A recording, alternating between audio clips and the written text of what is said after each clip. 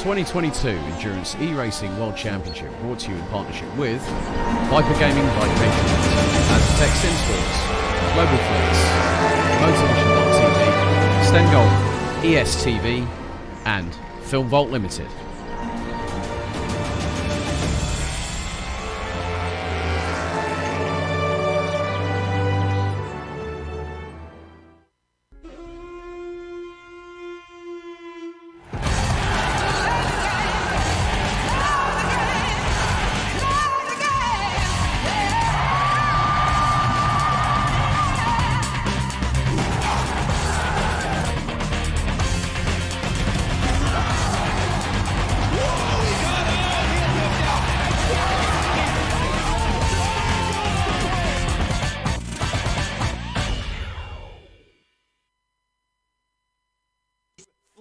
A 1v2 for the tournament. Pressure is on.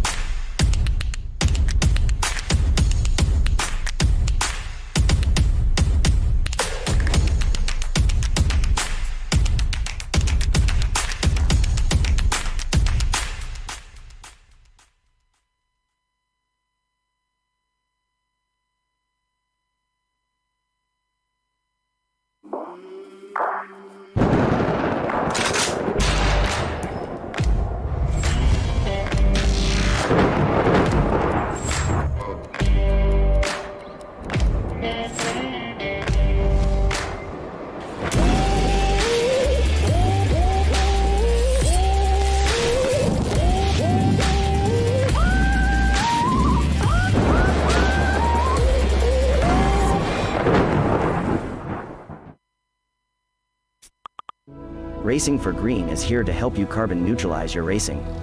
By planting new trees, Racing for Green offers to make your racing carbon neutral. We already have the calculations, contacts, infrastructure, deals and solutions ready for you to easily buy carbon neutral laps on any racetrack. It doesn't matter if you are a racing fan, team owner, driver, sponsor or partner. Anyone can buy CO2 neutral laps in the Racing for Green webshop and trade CO2 emissions for New Forest. Racing for Green.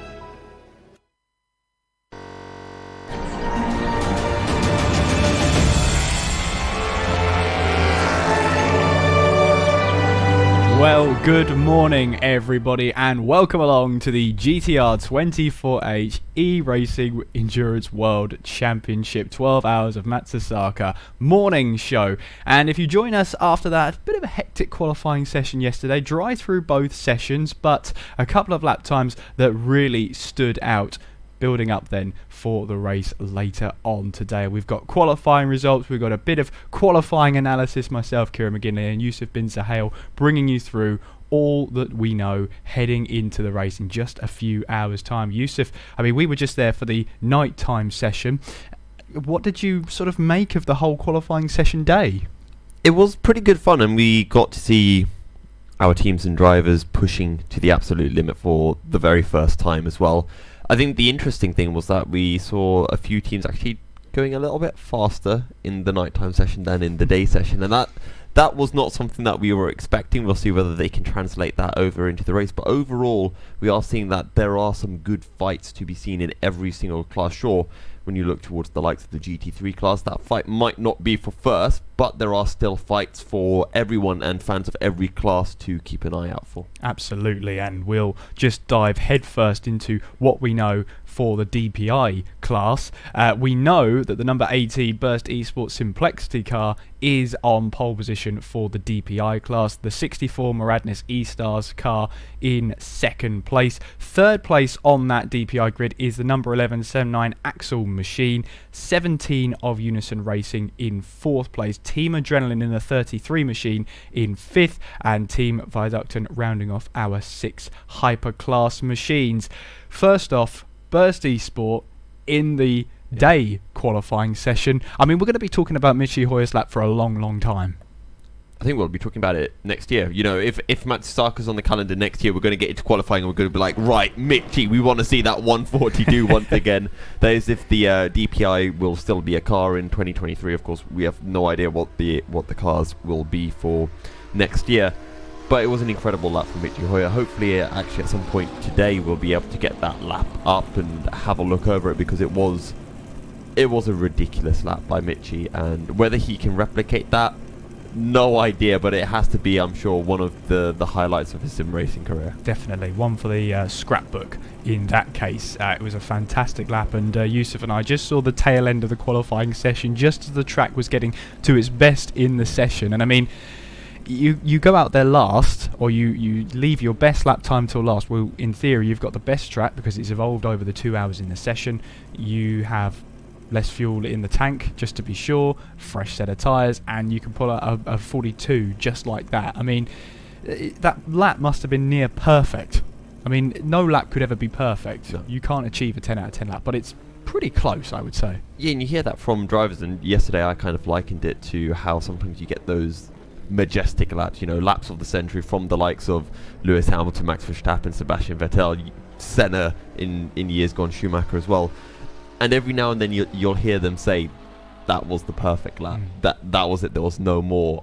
And we spoke to Michi Hoyer a little bit at the end of qualifying one, and I wonder for him if he thinks there was any more time, because one of the cool things about racing, and this is for sim racing and real racing, but you get the delta. You can see, you know, where you're finding the time, and you'll be going through a corner, you'll have a little glance up and you'll realise, okay, I've gained time. So I wonder for Michi if he ever glanced up and thought, oh, there was another 1,000th there, or another 100th. Oh, absolutely. I mean, drivers will be always self-critical of themselves. They'll always say, oh, there was definitely another 10th in there, regardless of whether there was a 10th in there or not. They'll just say that because they don't want to admit, no, that was my limit. That's all I could get out of that machine. So, yeah, great to see the 6 DPI class cars will be taking to the grid there. Not much to separate in terms of Maradnis. I mean, in the nighttime session, they put on, a closer show. They were within sort of 0.3 of a second of the number 18 machine, Burst Esports Simplexity. But, I mean, looking at the daytime session, there was a world of difference there, wasn't there? Yeah, and I think it's quite fun as well when you look at the Maradnis daytime qualifying session, exactly the same as the nighttime session for Burst Esports. So there's not a lot of difference in their pace. I mean, the difference in their pace is literally just the grip level between day and night, which is not a lot.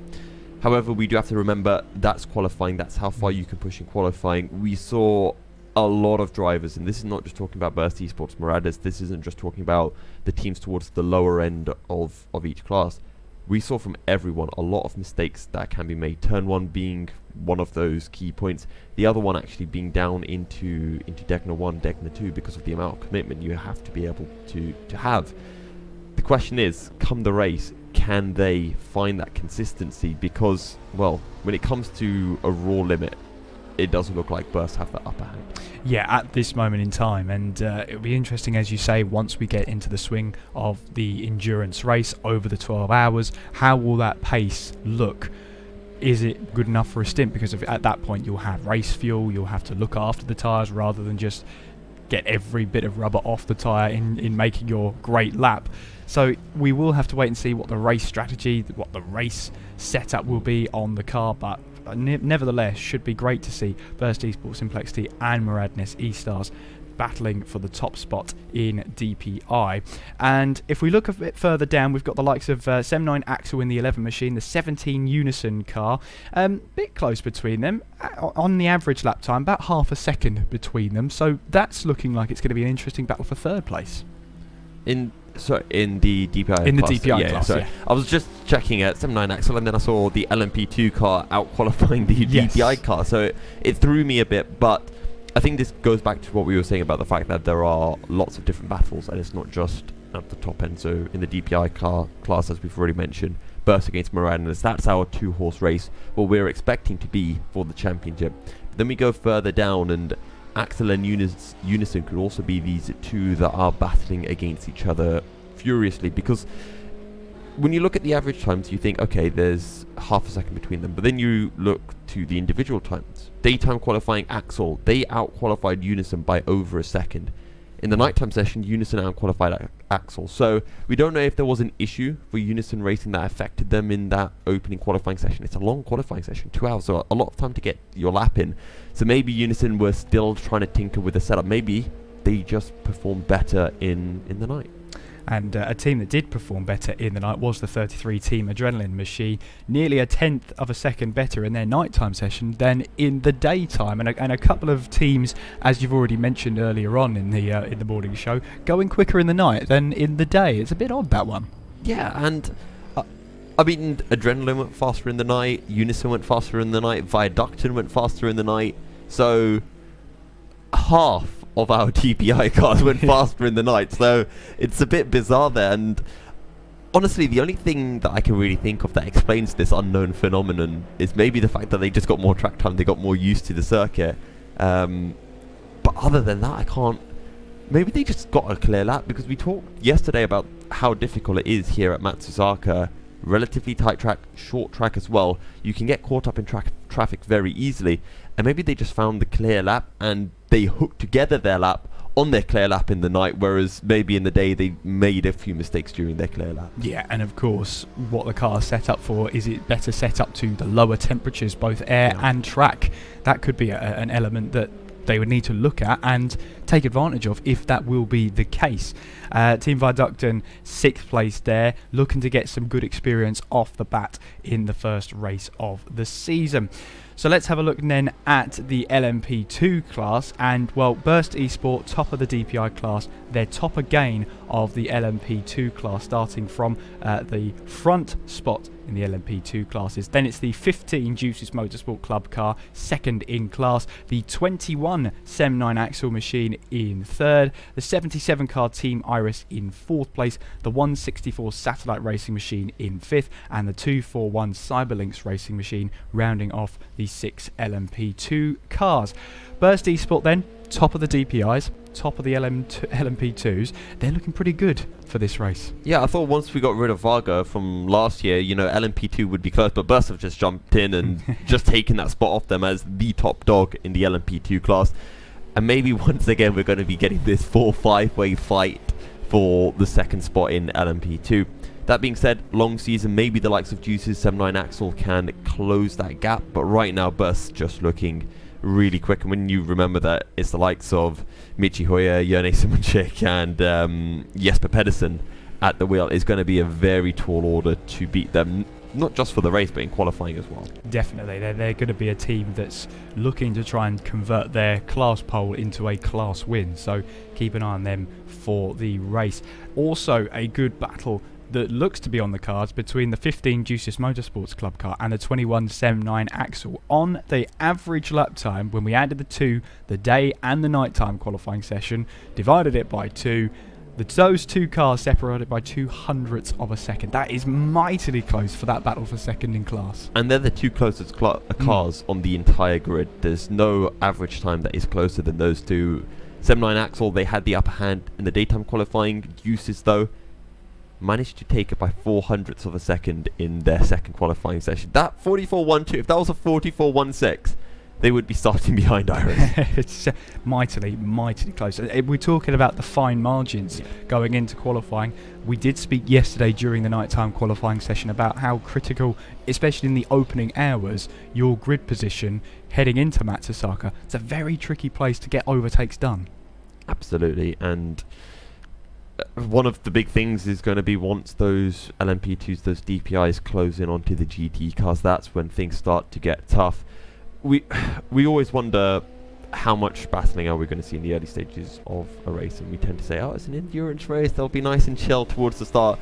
But every time these bloody gremlins prove us wrong, and they're out, they're battling from the start, because at the end of the day, they're racing drivers. They love to race, and you can't take an opportunity away from them. No, you definitely can't. And as you rightfully said, you would tell the drivers it's an endurance, but they treat it like a 12-hour sprint race. It's just never going to be the case, is it? Never. You're never going to get it into their heads. It is an endurance. Take it easy. They don't know take it easy. It's not a phrase that exists. Easy? No, it's just a phrase that doesn't exist to them. I think they know take it and easy, all separate words, Yeah. but put them together, no, don't know. Absolutely no idea what it means. But Yeah, maybe they thought it was like overtake it easy, and they're like, okay, we'll go for the overtake. yeah, make it look easy. There you go. They understand that one, but we digress. Also, Team Iris, the 77 and the 164 satellite racing car. You said before that the gap between Juices and Semi and Axel was the closest we've seen on the grid, 0.02 of a second. Between Team Iris and satellite racing is a massive 0.04 of a second. It's huge. It's a canyon between them. And remember yesterday I was asking, okay, what is going to be our class to watch? And as usual, we looked at GTs and we said GTs. And once again, the LMP dudes are coming in and saying, hey, look, we've got this cool four-way battle going on for second place. Come and look at us. And honestly, go and watch. Well, I say go and watch. Watch the stream, which will be covering the LMP2 class along with our 3 other classes here in the Endurance Racing World Championship. But it is very close, and you're talking from Juices in second with their average qualifying time all the way down to Satellite in 5th, 0.2 of a second. Yeah, on average, 0.2 of a second. Mightily close for that battle in LMP2. And I think that's a reminder to the likes of Burst Esport in the LMP2 class. If you put a foot wrong, any one of those teams behind you could really take advantage and make you pay. Absolutely. I'm just taking a look at the times, because there's always... I'm essentially looking from 2nd to 5th, the fastest time to the slowest time, and this is looking at the different sessions. And I've realised that 79 Axel, they put in a blistering time in the daytime qualifying session, to the extent that they were only a 10th off Burst Esports good ass sunglasses. 43.74, very, very quick, but in the nighttime session, struggling, and they were the slowest of all of the cars, of those top 5 LMP2 cars in the nighttime session. So I'm not sure if Axel struggling. We talk about the setups that they have, maybe not quite well tuned for the night, but maybe something to watch out for come the race. Definitely, and as we said, with the day and the night, there's going to be 2 different types of track that the drivers are going to have to face. And also, you get to the point of nighttime drivers. How many nighttime drivers, how many drivers do you have that feel comfortable racing under that pitch black sky do you have to get yourself around there? And that's just as important as setting up your car for the correct conditions. Yeah, and it's always weird. I brought it up yesterday, the fact that we would eventually at some point be talking about the whole nighttime versus daytime, who likes driving in one condition versus the other. Maybe is a case for Axel that they don't have anyone who feels comfortable. I can't remember who we were talking to, but we were interviewing, or I think Alex might have been interviewing someone who was talking about the whole driving at night and the fact that yes, you can see, but you can't see far ahead into the distance. And as a result, I don't really think it makes much of a difference when it comes to raw pace. What it does affect is the whole awareness. If someone has a mistake further up the road, you can't really see it, you can't prepare well for it. And when it comes to multi-class racing, you need to be aware of your surroundings. You need to know, okay, there's this car there, I want to be catching him here, I want to be lapping him in this spot, not in a corner. So sometimes you lift off a bit earlier to try to get a good run out of a corner rather than being stuck behind them. Definitely. So LMP2's definitely ones to watch, especially from that battle second downwards. That's assuming Burst Esports Good Ass Sunglasses are going to run away with it. That's never 100%. We'll have to wait and see in just a few hours' time. Let's talk now GTE, the first of our GT runners then. Top of the class there, the 74 Juices Motorsports Club car. Very consistent is the only thing you can say between their day and nighttime qualifying sessions, and that's half the reason they're top of their class. The 67 Mugen Sim Racing car in second place, the 54 Mustang Pescara car in third, the 53 sister car in 4th place, the number 45 DIS Sim Racing Lab Machine in 5th, with the 717 of Unison Racing in 6th place, the 27 car of MCM Motorsport in 7th, the 166 ID Sim Sport Machine in 8th place, and the 264 Satellite Racing car didn't set we can't see a lap time set in either session. That means they'll be starting from the back of the grid. So Yusuf then, Juice's Motorsport Club starting the new year, on the new season, on the right foot. And they looked really, really good as well. Very quick in both of the sessions, top of the standings in both sessions as well. So Juices are looking in fantastic position to start the season, looking to start it off with how they left off in Le Mans last year, winning in the GTE class, winning in the LMP2 class as well, but well, in the LMP2 class they're second to, because Burst have decided to join, which I'm sure Juices are very happy about. I'm sure. Yeah, in this GTE class, we were expecting it to be a bit closer, but what we have to remember, and I really want to stress this, is this does not determine the season. While you could almost say it for the LMP2, the DPI class, and say this is a showing of how these cars will go for the season, GTE is multi-class in its own right. And when you look towards the likes of Juices, I'm just double checking, they're running in the Aston Martin. You've got BMWs, you've got Porsches, you've got a Corvette. All of these cars will have different strengths and weaknesses, which different tracks will be able to highlight.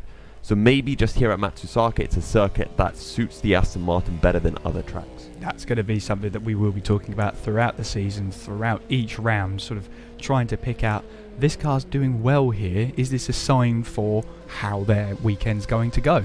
We don't know, but what we can say is Juice's Motorsport, I mean, so consistent in both sessions. Their times 0.02 of a second between each other from day to night. It's immensely consistent. Very consistent, very impressive as well. One of the other things we're going to have to keep our eyes open for is how far can their fuel tanks go relative to the likes of the Porsche and the Corvettes. I remember last year when I was speaking to, I think it was Tiziano Brioni after the Sebring race back when he was still racing with Musto. Sadly, Tiziano not racing with Musto, or as we should say, the Musto Pescara ADG car. He was essentially saying that Sebring was a nightmare because the BMW just couldn't do anything against the Porsches in a straight line, so they'd catch up and that's it. So, well, Juices, they're not in the Porsche. There are a few Porsches. The Porsches for the Musto Pescara team, so maybe that's going to be an area where Musto Pescara can gain an advantage.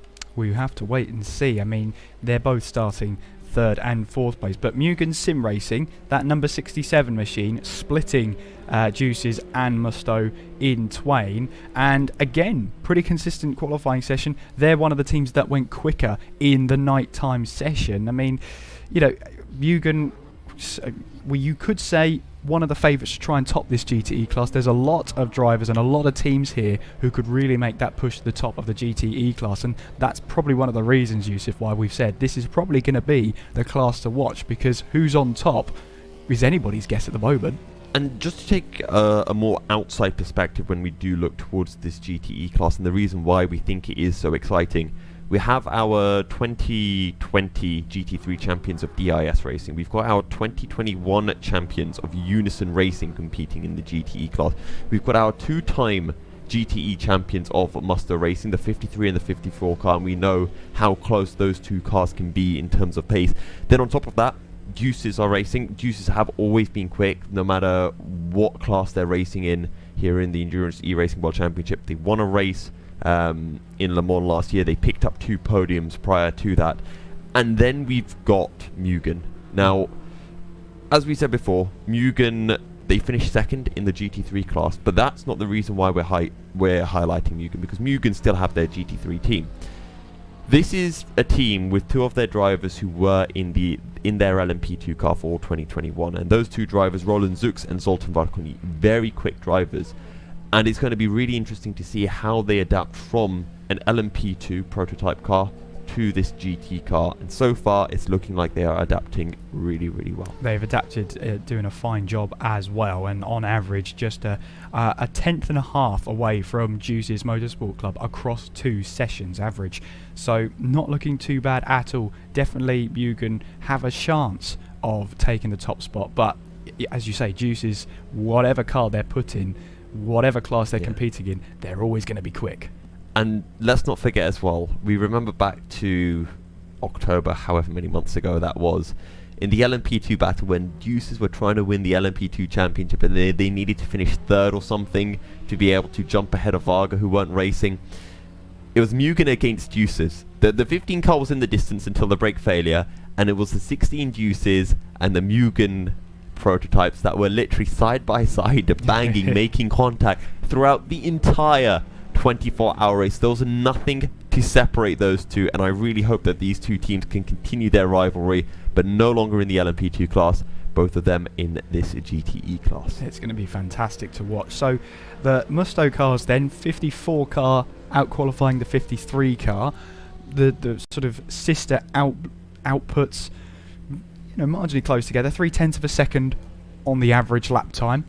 And it's going to be way too early about team orders. I mean, we saw elements of that at Le Mans at the season finale, understandably so, because it's the season finale. You want the car that's got the most points in your team outfit to have the best chance of scoring the most points at the season finale.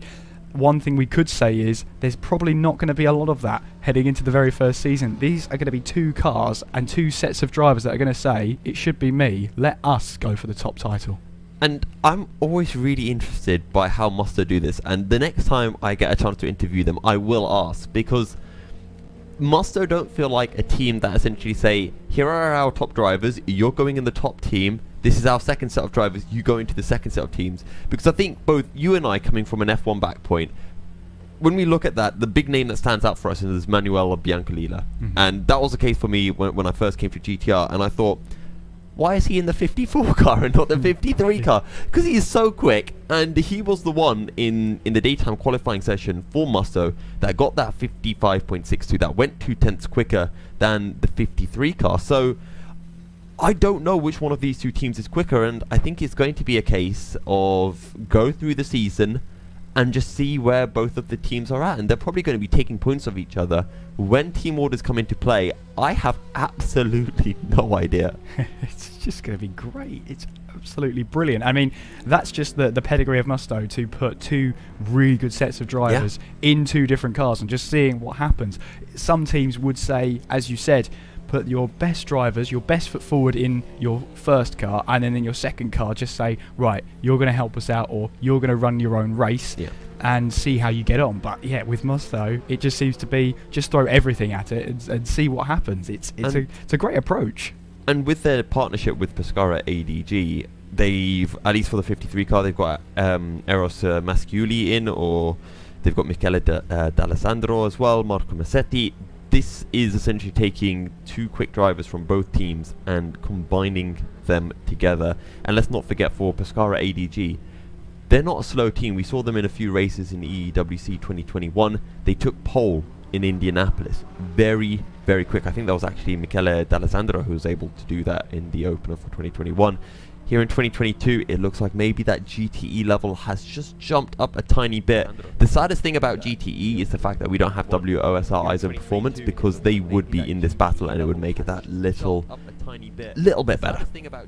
Yes, absolutely. So we'll put a pin in GTE and sort of discuss that later. We'll be talking about that all day long, I'm sure, Yusuf. It's going to be one of our favourite classes to have a look at. Let's have a look at the GT3 standings then from qualifying.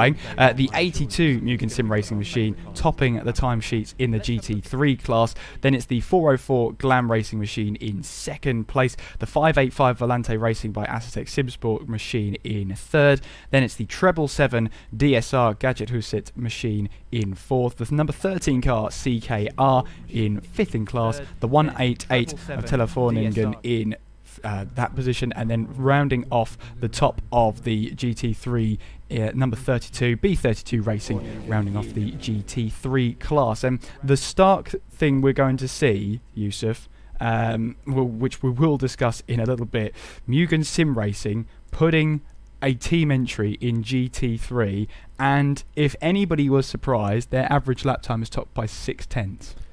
And you know how you were talking about the deuces in the GTE class being like, oh, that's so consistent, 55.14, 55.16. Then you see the 82 Mugen, let me just double check this, 56.48, 56.49. Pretty close. Pretty close. Very close. Very close. I mean, looking at the GT3 class, you've got average lap times here that are, throughout the second through fifth, I think, separated by about 0.6 of a second. So that's going to be mightily close with the GT3 classes. Plenty of drivers who are wanting to put on a good show. And Glam Racing, we'll have to say, in their Audi, they're looking very much in red-hot form. Yeah, and, well, for Mugen, absolutely fantastic. Glam Racing doing well. We saw a lot of their prowess last season, able to pick up quite a few podiums, and we'll see whether they can just up it to the next level this year. Beating Mugen is going to be a very, very tall order, because this isn't just the Mugen of last year. Remember, their LMP2 team disbanded. They've made their GTE team, but they also threw one of their LMP2 drivers into the GT3 team as well. Just double checking that. Gabor Hevesi, Martin Merkley joining into the team, partnering alongside Adam Surej and Christopher Kianik. It was actually Christopher Kianik who did the qualifying, I believe, in both sessions for Glam, for Mugen Sim Racing. So we'll see what else they can bring out and how much more pace they have in their team. Absolutely. We do have a question in our YouTube chat asking us what's our favourite livery in each class. I'm going to be honest, I haven't seen all the liveries in the classes yet, so if we could get the liveries up on this screen, I would be happy to go over the liveries. You just take a look them. over your shoulder, would you? Just yeah. Oh yeah, that looks good. Yeah, exactly. Okay, all right. Well. Otherwise, I would just be lying to all of you. What I do know is there is one very good livery. I forget who it is, but they've got a nice anime character. Oh, we've got it, Kieran. We've got it, have we? Oh yes, there you go. So Team Viducton, right. Lovely red. You're not going to miss that Team Viducton car out on the track, really, are you? It's lovely and red. Big improvement as well to last year, which was just white with an orange shark fin, and then I think before that was just an orange car. So I like this from Viducton. We've got to give ratings though here, Kieran. So we've got to give ratings. Yeah, okay. I'm going to give this one. I'm going to give a 7 out of 10 because it's just red, but they've done some nice stuff with the fin on the car. As I'm seeing Jon very disappointed. I think he really likes this car. I think he's saying this is a 10 out of 10. Is he saying 10? Yeah, he's saying 10 out of 10. Yeah. Plain red, gonna get a good 7 because he made Jon it. That's made why. it. That's why it's terrible. Oh right, so he's probably gonna rate it 11. That's probably why then. Yeah. Right, gotcha. Okay. We're looking at the Sem 9 axle machine then, the number 11 car, a very striking livery, a good combination of blue, yellow, orange, and I'm a fan of that one. See, I really like the axle from last year where they didn't have any of that yellow. It was just white, but they've added in this yellow and orange, and I like it. So I think this is better than the Viducton one. I'm going to give this...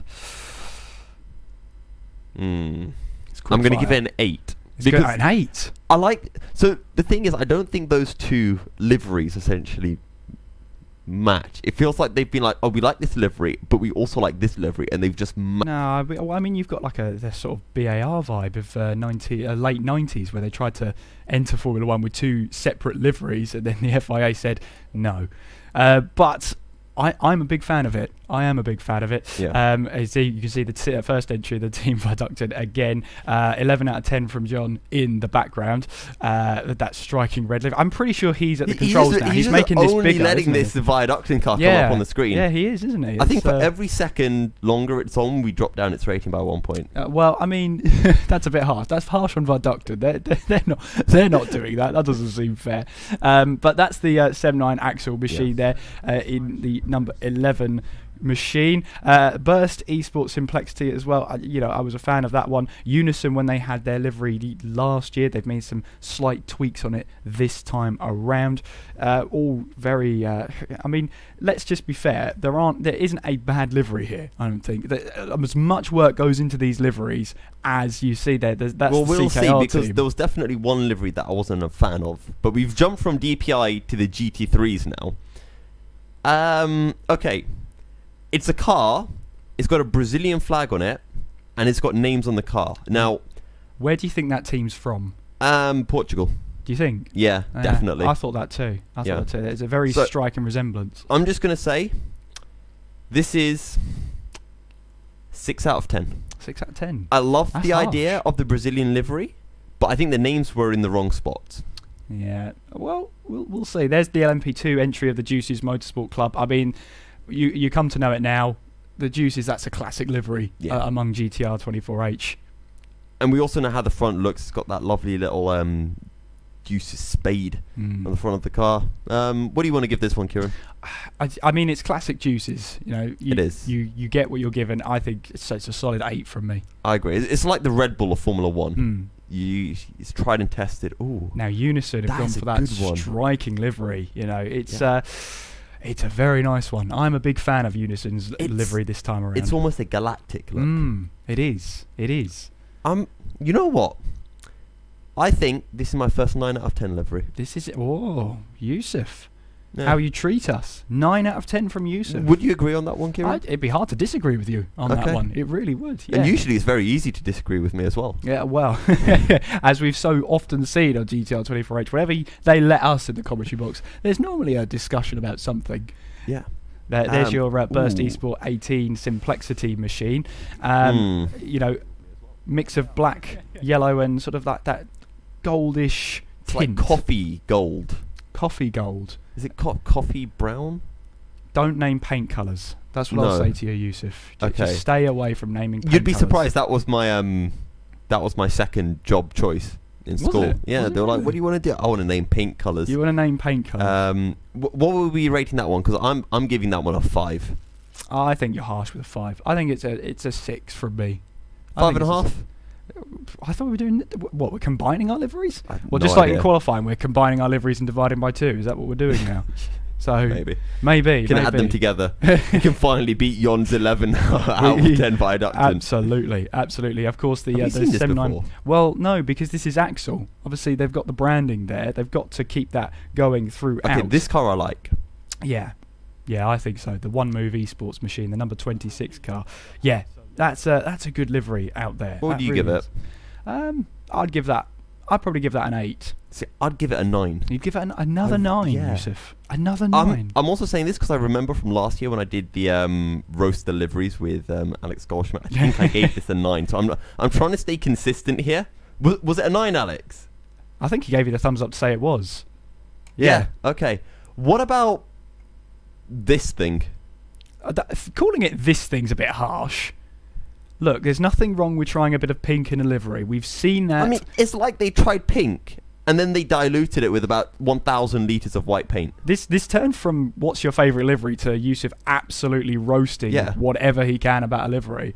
But I mean, way to win over the drivers and teams, Yusuf. You're doing great. I've been told that I've got to be nice about glam racing because Maria brought some lemon drizzle cake in, which I'm yet to have. Wow.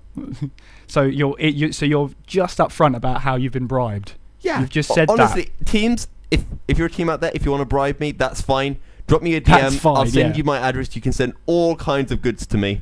I'm not below anything. So that's it. That's the big story coming out of GTR24H this morning. Yusuf can be bribed with cake. Who would have thought it? Wait, I just realised it was this. That was a One Move Esports car I really liked. Darn it. Okay, B32 Racing. I like that one. Yeah. Well, instantly, orange and black is a bit of a... Yeah, I like orange and black. It's one of my favourite colour combinations. Okay, I know what I'm getting you for Christmas now. Don't tell me. Don't. It's still a secret. It's still a secret. I'm a big fan of that one. That's a 9 from me. I can agree with that. Good 9. Got a good colour scheme. Goes from that matte chromey black to the orange. Team Adrenaline. It's like trying to do what that previous the Galactic car did, but it's in red, so it doesn't quite work. Yeah. I think it's again with Adrenaline. It's a striking colour, black and red. Again, it's not a livery you're going to miss out on the grid. That is for sure. So yeah, I think an 8 from me. I do like that livery. See, I'm harsher on this. I was thinking like a 6.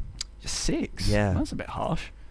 Yeah. I think that is harsh, Yusuf. I think that is. I agree it's harsh. I could give it a 7. What do we think of DIS? Again, this is another one of those tried and tested liveries, like the Deuces. in my opinion, is not quite as good as the Juice's scheme, but it's still a decent livery. Yeah, I have to say, like you say, it's a tried and tested livery. We're very familiar with it here at GTR24H. Yeah, I'm gonna give it a 7. There's your Musto Pescara, the number 53 car. There's 4. Well, that's not very nice, Yusuf. You know why I give it a 4? Go on. Because Explain your working. The Musto GD livery was beautiful. So when I look at this livery, I look at it knowing what it could have been, and that makes it worse. So you're judging it on what it could have been rather than what it is. On what I know it is. On what I know it is without the Pescara blue and white. That just doesn't seem fair, Yusuf. I think it does. You're comparing fantasy to what's actually up here. That doesn't seem fair. Well, it wasn't fantasy. We literally saw it on the track last year. Yeah, but that's last year, Yusuf. That doesn't seem fair. Okay, does that red and black work with the blue? Be honest. Look, they're trying something different. See? I mean, you just answered it with the tone of your voice on that response. Yeah, he's being very spiteful, is Yusuf today. Really is being very spiteful. I saw Alex dear. in the window. Come on, Alex. What would you have rated that? He's coming back. He's coming back. He's going to think about it. He's going to think about it. What's it going to be? It's a Give 7. that a 7! It's a 7. 7.5. 7.5. Okay, right. We don't care about Alex's opinions anymore. Well, I mean, you seem to be I'm having it gonna get out booted for out Alex. of Denmark soon. You are. When the number 77 comes around, excuse me. When the number 77 Team Iris car comes around, I do want to have a talk about that one. Because that's okay. What do we nice think one. of this Mugen 67? I like it. I really like that it as one. well. Yeah, I'm a big blue fanboy. You're a big blue fanboy. Yeah. Who would have guessed? After what I said about the Musto Pescara car. Yeah. That doesn't. Something's not adding up here. Not baby blue. No, something's not adding up. You're a blue fan, but not that blue. I'm a Man City fan. I agree with Alex. I'm a Man City fan, but I didn't like the baby blue on the Musto Pescara. I agree with Alex. He's looking at us through the window, just doing a little bit of this. I agree. I think he was talking about you, to be honest. Well, he could have been talking about anything. Could have been you, could have been me, could have been who else? Yeah. Juice's Motorsport, that's their sort of GT version of their livery. Again, it's classic Juice's, although missing a spade. At least on the side. Is that negative points for Juices? Do they drop one for not having the D spade? Well, it's a tricky one because it's the Juices Academy, so that might be the deciding or the difference maker. I do like it though. Ooh. There you go. This is what I was talking about. Team Iris. What do you think? This is like if Mace Windu, instead of having a lightsaber, had a car. This would be that car. Well, Mace Windu wanted, or I should say Samuel L. Jackson, wanted that pink lightsaber because he wanted to stand out. Oh, sorry, purple lightsaber because he wanted to stand out and spot himself. Yeah. Team Iris have done that here. They wanted to spot themselves out on track. Whenever they were on a broadcast, they wanted to see, yes, that's definitely us, and it works. If there was more of that purple instead of the pink, I would give that a 9.5 out of 10. 9.5? Yeah, but because I'm just going to say 8.5. I'm going to say 8.5 for that. Okay. Yeah, I mean, that does seem... there's your other Mugen Sim Racing entry. Another 9. Yeah. I mean, it's a great livery the Mugen Sim Racing machines have this time around. It's really if good it to had see. Adam Sarosh's face in there with his shirt and tie, With I'd a tie, bump it up to a 9.5, but it doesn't. I would have said that if the car itself had a tie somewhere on the car. Oh my god, that'd be... you could have it around the front, especially for the LMP2 cars. You could have like a little tie brace coming round the windshield and then tie coming down the front. Yes. Make it happen. That's what we're saying here. Make that happen. Put a tyre on the car. Why not? Just smarten it up. Just smarten the car up. We shall see. What did you say for the burst car? You absolutely berated. Did I say 6? You went lower. You went 4, didn't you? No, 4 was Musto Pescara. Oh, okay. There's your satellite racing machine. That's their good. LMP2 entry there. Yeah. Again, it's a satellite racing livery. It made its mark last season. It's making its mark this time around too. 9 out of 10 for me. I reckon 8. The Iris machine is very hard to beat this time around in LMP2. Very hard to beat. I'd agree if it wasn't for the pink. I don't know. I think it works. If the pink blended into the purple, I'd say yes. I think it's no. I think Team Iris, from what we've seen, is one of the best out there in the Yeah. LMP2. There's your ID SimSport machine, the number 166 in GTE. What do you reckon, Yusuf? Ooh, I'm gonna give that a solid 8. So it's like going towards a 9, solid 8. I'd give it 8.5. I think is a fair. Yeah. Is that what I did last time, Alex? Okay. So he's very consistent with his. Just like Deuces. Yeah, absolutely. Well, brand identity. There's the Telefoningen. They just machine. stole the ID SimSport livery idea. Well, no, because Yes. first of all, it's white and red. It's There you different go. sponsors. Different Well, that would sponsors. explain it. That would explain. So it. they There you did go. steal it then. Well, that's no. You can't say steal anymore, can you? They borrowed it. They borrowed it. They borrowed it with no intention of giving it back. But does it work as well with the white and red? I think it does. Yeah. I think it does. That's I'll two. give That's it. two solid liveries. I'm actually going to say a 9 for that one. You're I think it's a 9. little bit better. Yeah. There's your Cyberlinks. See, machine. okay, now this is what Iris did, but this is better. Do you This think? is the pink and the purple and the blue. This is my 10 out of 10. It's a 10 out of 10. This is my 10 out of 10. Cyberlinked. It's a shame their qualifying performance wasn't quite a 10 out of 10. Oh, that's that. Yeah, you're kicking them whilst they're down, really. You really are. But yes, Cyberlinks Racing and Team Iris. Very hard to pick between the two. If I had to pick, I'm going to go with the 77 Team Iris. Okay. You have. So got you're a Iris, I'm Cyberlinks. You've got a beautiful livery this season, Team Iris. Yeah. Very well done. I do there's agree your, with that. There's your Satellite Racing 264 GTE See, machine. I think that livery works better on a GT car than it does on the LMP2. I think, yeah, I have to agree. It does look better on the GT car. I think you're right. 9.5 out of 10. 9.5. Yeah. Yeah, I think 9. Glam Racing. Again, Do I have to be impartial? You do have to be impartial. Okay. Even with the promise of lemon cake, drizzle cake, you have to be impartial. But it's still a good livery, isn't it? Okay, this... I'm going to say 7 out of 10. 7. I like the purple. Is this factoring in the lemon drizzle cake? No, this is not factoring Right. lemon drizzle cake. Okay. Right? I was going to say, even This- if it was, that was really... This is 7 out of 10. It's just that there's not much going on. It's just like a really nice chrome purple. Yeah, but sometimes less is more. I'm going to give Glam Racing an 8. Okay. I think an 8. I just think that your rating system is like more constricted. I'm using up the entire scale.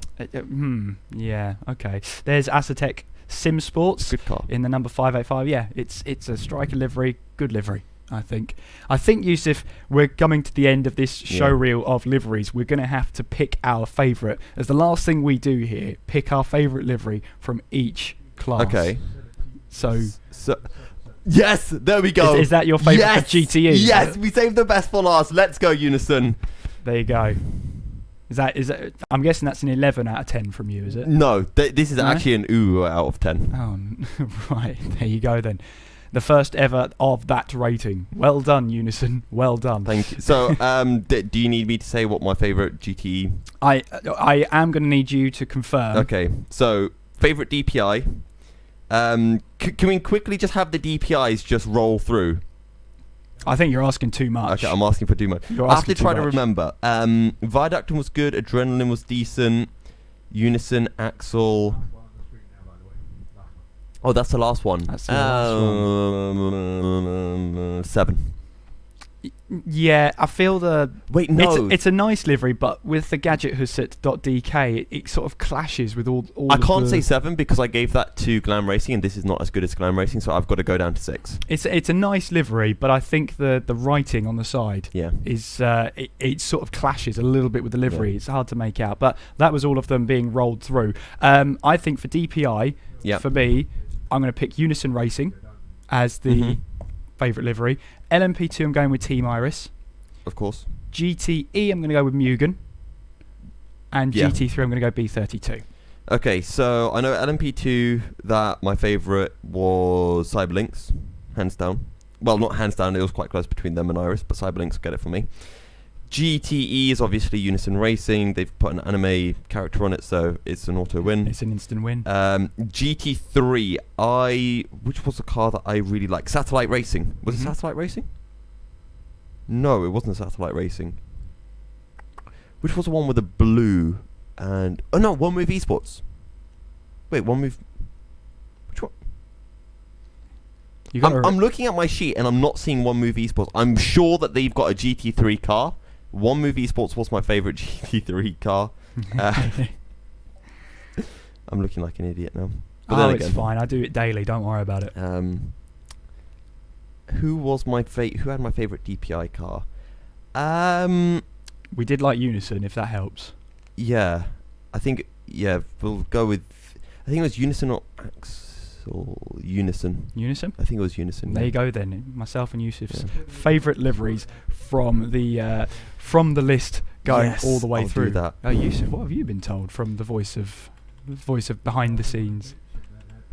So if anyone wants to see the liveries, you can go to spotterguide.gtr24h.org, and if you do that, you will be able to take a little look at every single livery and tell us if we were right or wrong. That's going to be the most important thing. Yeah, okay, so it was Unison for DPI, hands down.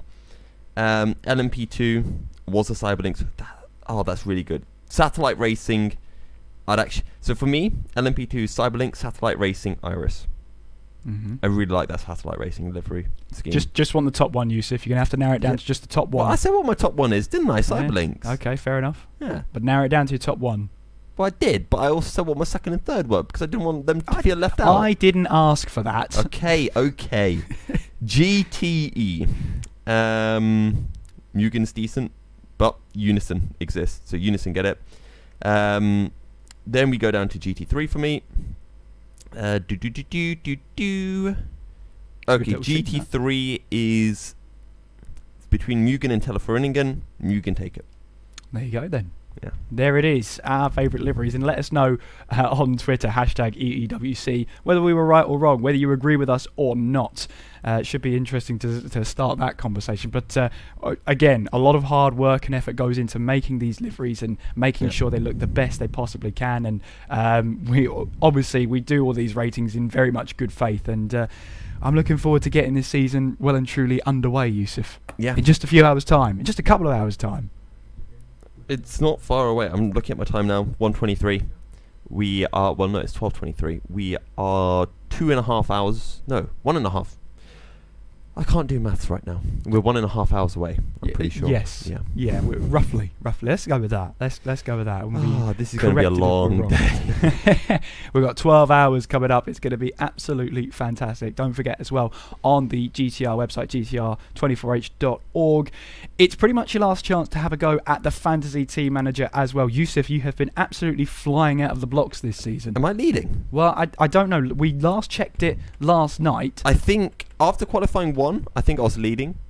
Then qualifying 2 happened, and I dropped down to second. So you are second apparently right I'm now. Second. Yeah. Right. I need to double check who has been evil. Oh. Well, there you go. I'm in the way. Drillers. Hang on. There you go. Drillers Esports. You're second. Yeah. With Instagram Racing in third. As you can pretty much see, you get the points, however the team is doing, however your selected drivers are doing, and there's also extra points in there. All details available. Available at the GTR24H.org website, and there you can see the sort of all the fantasy drivers are choosing these drivers. Adam Surej, one of the favourite drivers to include in your fantasy. I mean, Adam Surej is good, but how is he top? That, especially when Burst exists in the LMP2. I thought this would be an easy Yerne Simonchik pick, but he's second in that list. Yeah, but if you want to, if you do want to, it must be the tie buff. Must be. Yeah, it has to be. If you do want to play along with the Fantasy Manager, give it a go on the GTR24H website and see if you can try and topple that man over there. It's fantasymanager.gtr24h.org. Come and have a go if you think you know your stuff. It'd be great to see you out there. See if you can try and challenge him for the lead. We'll have to wait and see. Yusuf, we've got just a couple of minutes left before we head off for the morning show, and maybe head off for a glass of water and see how many people will come for you for the liveries. But I mean, I'm looking forward to getting this season kick-started now. Absolutely. We've had so much time building up towards this. We've had so much time to see the team sneaking through on the entry list. So we've been waiting so long to announce the entry list as well. Now we've finally seen all of the teams in. We've seen the liveries as well. We've seen the cars out on track for official practice, qualifying 1, qualifying 2. And it is just the race remaining. I'm honestly so excited for this. Well, let's get our teeth sunk in. It's only about an hour and a half away until we go and start this season proper with the first race, the first round of the season, the 12 hours of Matsusaka. Hopefully you can join us for that one. Not long to go, but we'll be back before you know it to kickstart the EEWC season here on GTR24H. Until then, from myself, Kieran McGinley, and from Yusuf bin Sahel, enjoy the rest of your morning, and we'll see you very shortly.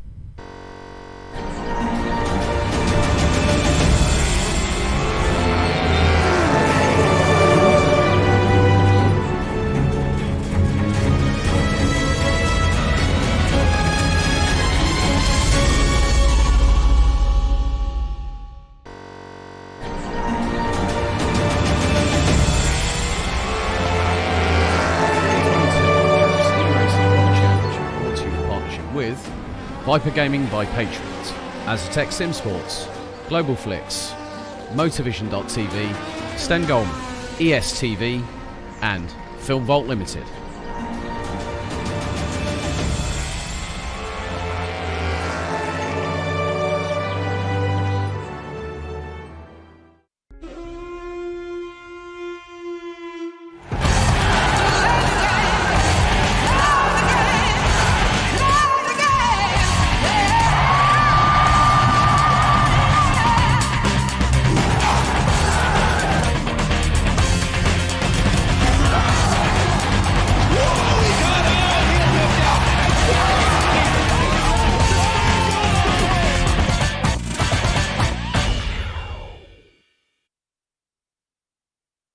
Flicked. A 1v2 for the tournament. Pressure is on.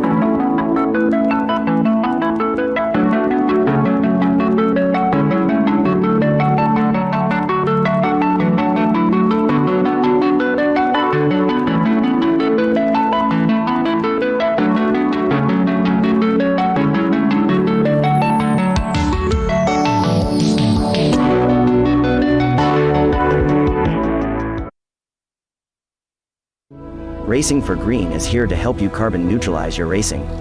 By planting new trees, Racing for Green offers to make your racing carbon neutral. We already have the calculations, contacts, infrastructure, deals and solutions ready for you to easily buy carbon neutral laps on any racetrack. It doesn't matter if you are a racing fan, team owner, driver, sponsor or partner. Anyone can buy CO2 neutral laps in the Racing for Green webshop and trade CO2 emissions for New Forest. Racing for Green.